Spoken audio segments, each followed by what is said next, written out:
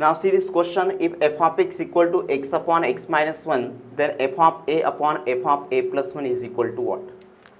So यहाँ पे f of x is equal to क्या दिया है, x upon x minus 1, और आपको f of a upon f of a plus 1 का वैल्यू निकालना है। तो सबसे पहले क्या करते हैं अपन, ये जो आपका f of x है, इस f of x से सेपरेटली f of a और f of a plus 1 का वैल्यू निकालते हैं और फिर यहाँ पे पुट कर देंगे। तो सबसे पहले अपन f of a और f of a plus 1 का वैल्यू सेपरेटली निकालते हैं। तो x को रिप्लेस करके x की जगह लिखना है a तो क्या आएगा, a upon a minus 1। Then इसी f of x से अपन f of a plus 1 का वैल्यू निकालते हैं। तो अगेन x को रिप्लेस करके x की जगह लिखते हैं अपन a plus 1। यहाँ पे आएगा a plus 1 upon a plus 1 minus 1 and a plus 1 ये कट जाएगा a। अब ये f of a और f of a plus 1 का वैल्यूज यहाँ पे अपन पुट कर देंगे। So f of a upon f of a plus 1 is equal to क्या है, f of a का value a upon a minus 1, f of a plus 1 का a plus 1 अपॉन a। अब देखो दो में से किसी एक में या दोनों में क्या आता है, फ्रैक्शन। तो न्यूमरेटर को एज इट इज रखना, डिवीजन साइन की जगह इनटू लिखना और ऑलवेज डिनोमिनेटर का उल्टा कर दो। तो इसका उल्टा क्या होगा, a अपॉन a प्लस 1 और आपको मिलेगा a स्क्वायर। और नीचे का जो टर्म है ये एक आइडेंटिटी को बिलोंग करता है, a minus b into a plus b is equal to a square minus b square and a minus b into a plus b is equal to a square minus b square. तो ये जो आपका denominator है ये इस identity को belong करता है, ठीक है। तो अपन लिखेंगे a square minus 1 square, it means 1, ठीक है। अब देखो इसमें f of a is equal to a, देखो यहाँ पे राइट साइड में क्या है, a अपॉन a माइनस 1। तो यहाँ पे राइट साइड में ऊपर नीचे a है तो यहाँ पे f का एंगल a है। यहाँ पे ऊपर नीचे a स्क्वायर है तो ये किसका वैल्यू होना चाहिए, f ऑफ a स्क्वायर का, है ना। थोड़ा सा पैटर्न को देखो क्योंकि ऐसा आंसर तो है नहीं।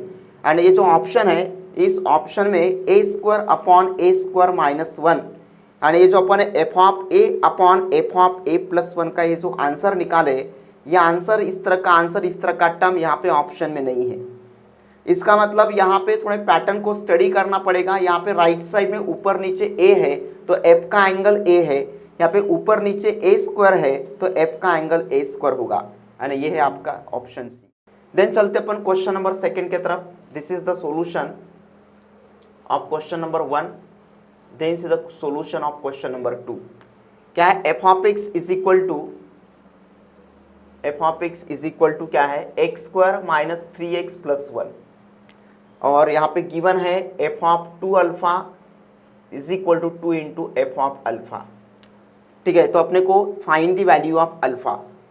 तो ये f ऑफ 2 अल्फा और f ऑफ अल्फा अपन यहीं से निकालेंगे। कैसे, देखो यहाँ पे f का एंगल x है तो दोनों तरफ में x को रिप्लेस करके 2 अल्फा लिखो तो आपको f ऑफ 2 अल्फा का वैल्यू मिलेगा। तो राइट साइड में मैं डायरेक्टली x को रिप्लेस करके 2 अल्फा लिख देता हूँ तो मेरे को f ऑफ 2 अल्फा का वैल्यू मिलेगा यानी क्या होगा, 2 अल्फा का whole square minus 3 2 alpha plus 1 is equal to 2 here bracket में f ऑफ अल्फा का वैल्यू निकालो एंड अगेन x को रिप्लेस करके अल्फा लिख दो, alpha square minus 3 alpha plus 1। ये 2 अल्फा का होल स्क्वायर कितना होता है, 4 alpha square minus 6 alpha plus 1, 2 से अंदर मल्टीप्लाइड कर दो, 2 alpha square minus 6 alpha plus 2, ठीक है। Minus 6 alpha cut, 4 alpha square minus 2 alpha square, 2 alpha square is equal to 2 here, 2 cut, alpha square is equal to 1 and alpha is equal to plus minus 1, ठीक है। तो इसमें option क्या होगा आपका, none of this. Then चलते हैं अपन question number 3 के तरफ। क्वेश्चन नंबर 3 क्या आपका, f of x is equal to cos inverse square root of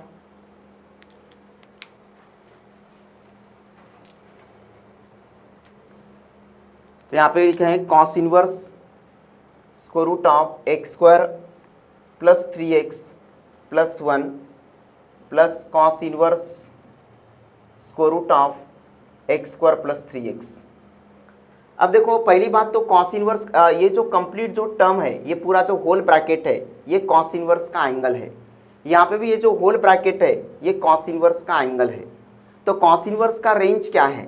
तो कॉस इनवर्स का रेंज क्या है, यानी कॉस इनवर्स का जो वैल्यू होता है, ठीक है, तो कॉस इनवर्स का जो वैल्यू होता है, जिसको अपन अभी यहाँ पे देखो ट्रिग्नोमेट्रिक फंक्शन में जो डोमेन है, मतलब ट्रिग्नोमेट्रिक फंक्शंस का डोमेन और रेंज होता है। तो साइन एक्स का डोमेन क्या है?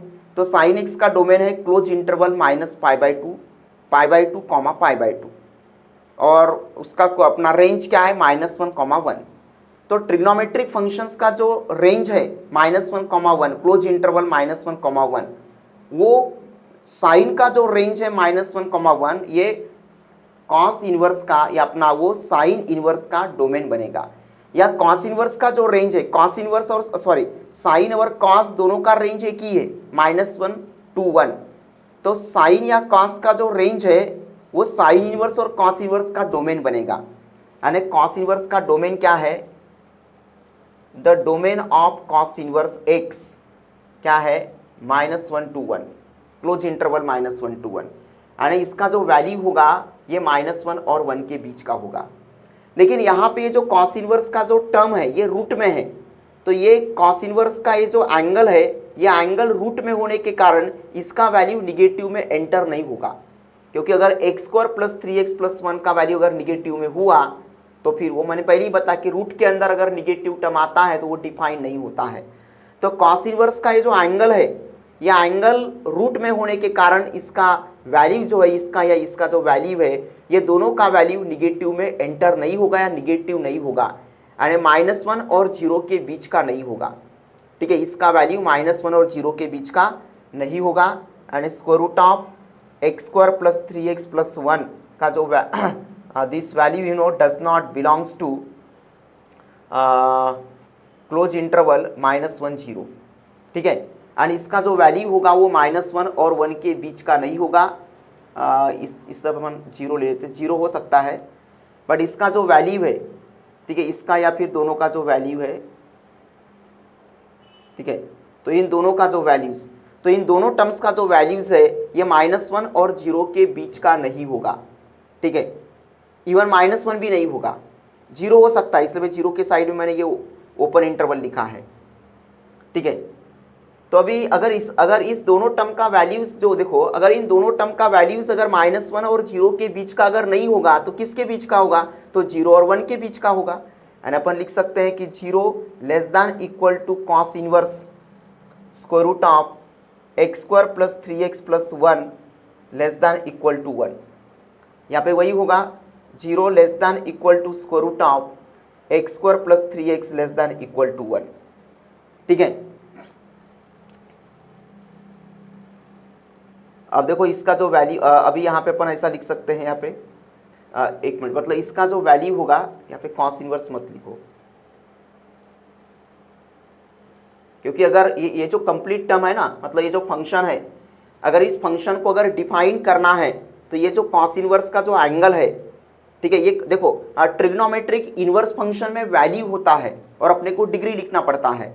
तो ये जो फंक्शन है, इस फंक्शन को अगर डिफाइन करना है तो ये जो कॉस इनवर्स का जो एंगल है, इस कॉस इनवर्स के एंगल का जो वैल्यू है, ये 0 और 1 के बीच का चाहिए। ठीक है, 0 और 1 के बीच का होना चाहिए। ठीक है, अब यहाँ से अगर अपन सॉल्व करते हैं, देखो, ठीक है, तो क्या होगा इसमें x² + 3x = 0 and this implies x common ले लो, कितना आता है? x = 0 और x आता है -3। यानी यहाँ पे अगर अपन x = 0 पुट करते हैं, ये यहाँ पे बोलो या फिर यहाँ पे बोलो, तो यहाँ पे अगर अपन x = 0 पुट करते हैं तो इस कंप्लीट टर्म का जो वैल्यू है वो 0 और 1 के बीच का आता है। अगर x = -3 पुट करके देखो, ठीक है, -3 यहीं पे, -3 का होल स्क्वायर 9, -9 और +1 कितना आता है? 1 आता है। और अगर अपन 0 पुट करते यहाँ पे या यहाँ पे, अगर 0 पुट करते, x = 0 है ना, तो यहाँ पे और यहाँ पे अगर 0 पुट करते हैं तो इस कंप्लीट टर्म का जो वैल्यू है वो 0 और 1 के बीच का आता है। x इक्वल टू -3 पुट करते हैं दोनों में, तो इस कंप्लीट टर्म का जो वैल्यू है वो अगेन 0 और 1 के बीच का ही आता है। इसका मतलब इन दोनों के लिए जो कॉमन वैल्यूज है, फर्दर अपने को कॉमन वैल्यूज ढूंढना है, तो इन दोनों के लिए जो कॉमन वैल्यूज है वो क्या होगा 0 -3 एंड x बिलोंग्स टू होगा क्लोज इंटरवल 0, -3। ठीक है, इस तरह से।